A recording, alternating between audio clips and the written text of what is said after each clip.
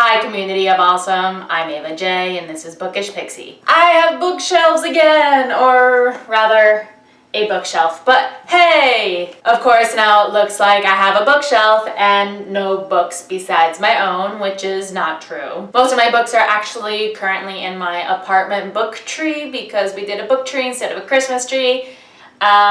So yeah, we haven't taken that down yet, which is why I currently don't have much on my shelves, but that will be amended soon because I guess it's time to take it down. Anyway, that's not what this vlog is about at all. So let's talk about freelance editors, specifically when you should work with them. Full disclosure, as most of you know, I myself am a freelance editor, so just putting that out there into the ether, I will be speaking from my experience. Firstly, working with a freelance editor is totally optional unless you want to self-publish. Why is it less optional if you want to self-publish? Well, you still need someone to edit your work, even if that person isn't an editor at a publishing house.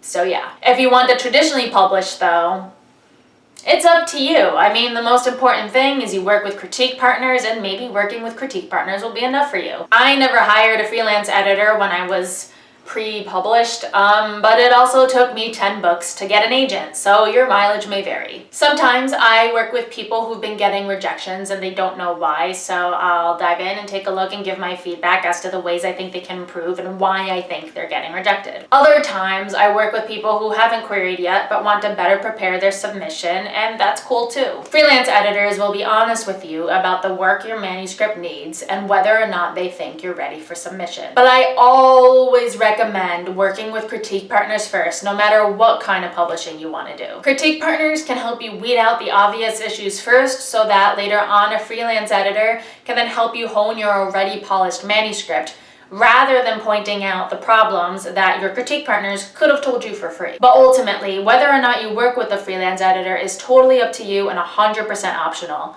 Unless you want to self-publish, in which case, please hire an editor. Finally, when you're looking to decide what freelance editor you want to work with, you're going to want to look at their area of expertise to make sure that your manuscript fits within that realm of expertise.